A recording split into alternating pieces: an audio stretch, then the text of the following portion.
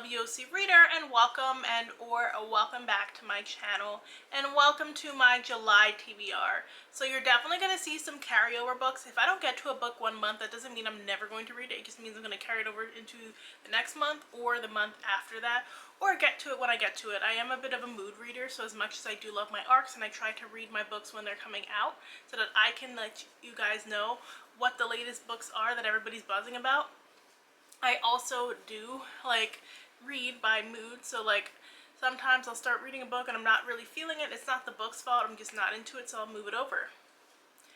And we are finally getting a slight reprieve of the heat. I said a slight reprieve because it's supposed to go up to 90 today, but right now is the coolest that it's been at this time of day in days. So I decided perfect time to sit down and film my July TBR.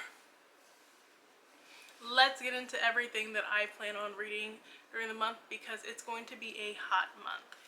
I'm starting off with The Creepening of Dogwood House by Eden Royce. So this is coming out on July 30th, and she actually sent me the e-arc a couple of months ago. She reached out to me. She's like, I really think you would be a great reader for it. And I was like, oh, thank you. Yes, it does interest me.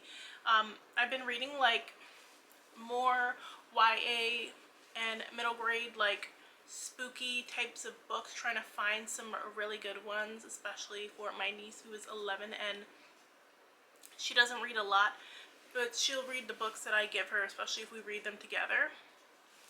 And this one intrigued me. So it says, at night, Roddy still dreams of sitting at his mother's feet while she braids his afro down. But that's a memory from before his mom died in a tragic accident. Before he was taken in by an aunt he barely knows.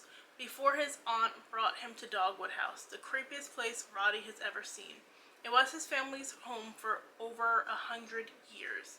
Now the house, abandoned and rotting, draped in Spanish moss that reminds him too much of hair, is his home too. Aunt Angie has returned to South Carolina to take care of Roddy and reconnect with their family's hoodoo roots. Roddy, however, can't help but feel lost.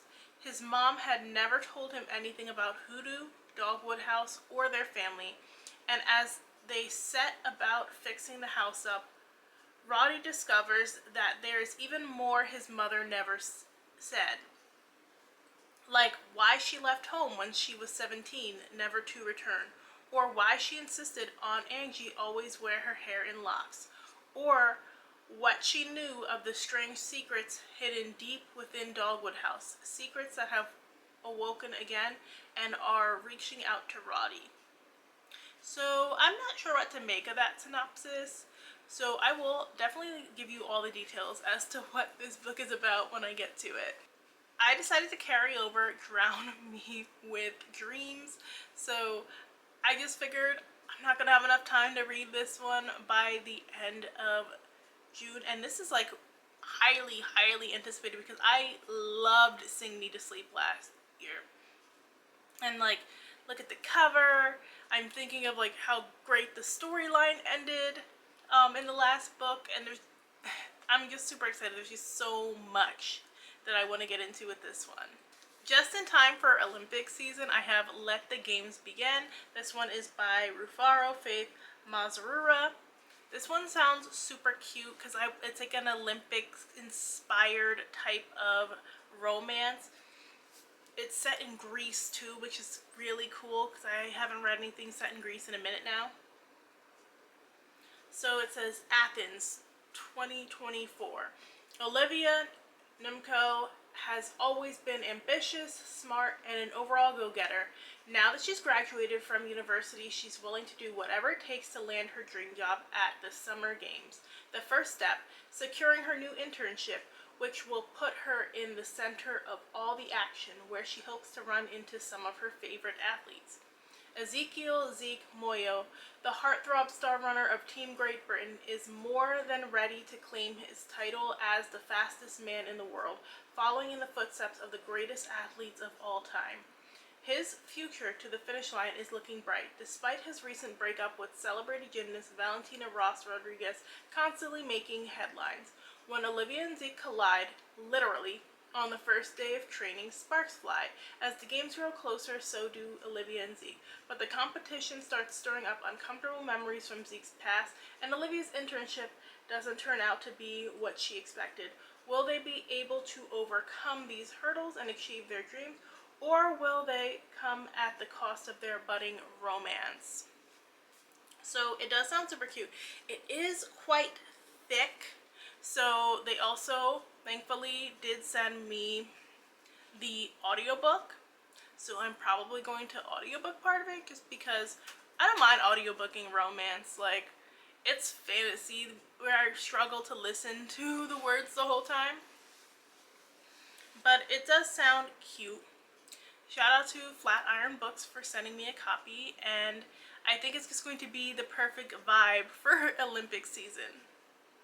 So here I have the human origins of Beatrice Porter and other essential ghosts. So this one was gifted to me by Cindy when I was in Jamaica, and I was like, oh, like, it sounds familiar. I think I've like seen it on people's pages or whatever. And then like the other day I was checking my Libro FM, like seeing what books I had left to listen to, because there's a lot, and I found it there. So I definitely have no excuse not to read it. So to motivate myself to read, I am bumping it up my list.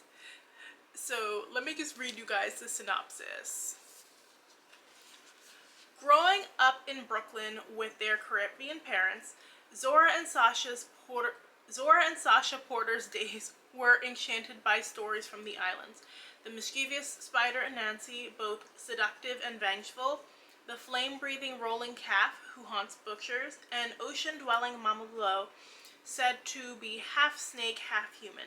Now they are teenagers, and life at home has become unbearable. Their parents' tempestuous relationship has fallen apart, their mother, Beatrice, desperately ill, their father, Nigel, living with another woman. While an unsettled Zora escapes into her journal, dreaming of being a writer, Sasha discovers sex and chest binding, spending more time with her new girlfriend than at home. But they can't hide forever. The Anansi stories that captivated them as children begin to creep into the present, revealing truths about the Porter family's past they must all face up to. So it sounds kind of like it's gonna have like that magical realism vibe that quite a few Caribbean works have, which I am definitely intrigued by. I haven't really checked any reviews to hear what people are saying about this one, so I'm basically going in blind, but it should be an interesting time. You'll also recognize this one. This one is The Gifted Society by Tatiana White. I never got to it the month I was supposed to read it. Also, it's thickums. And it's just like about this girl who goes away to school, and like there's this secret society. So I don't want to give away too much about it, but I definitely do want to read this one. I might have to start this earlier in the month just so I have enough time. So I have The Dead Cattail Assassins by P. Djeli Clark. So I really enjoy P. Djeli Clark's novellas, and I'm happy to see like another one from him because I wanted something shorter from him. I feel like that is like his sweet spot. So this one says, Evian the Eviscerator is skilled, discreet, professional, and here for your most pressing needs in the ancient city of Tal Abisi. Her guild is strong, her blades are sharp, and her rules are simple. Those sworn to the matron of assassins, resurrected, deadly, wiped of their memories, have only 3 unbreakable vows. First, the contract must be just. That's above Evine's pay grade. Second, even the most powerful assassin may only kill the contracted. Evine's a professional. She's never missed her mark. The third and simplest, once you accept a job, you must carry it out. And if you stray, a final death would be a mercy. When the festival of the Clockwork King turns the city upside down, Evine's new mission brings her face to face with a past she isn't supposed to remember and a vow she can't forget. It sounds fast-paced, which is something I really need right now, and exciting.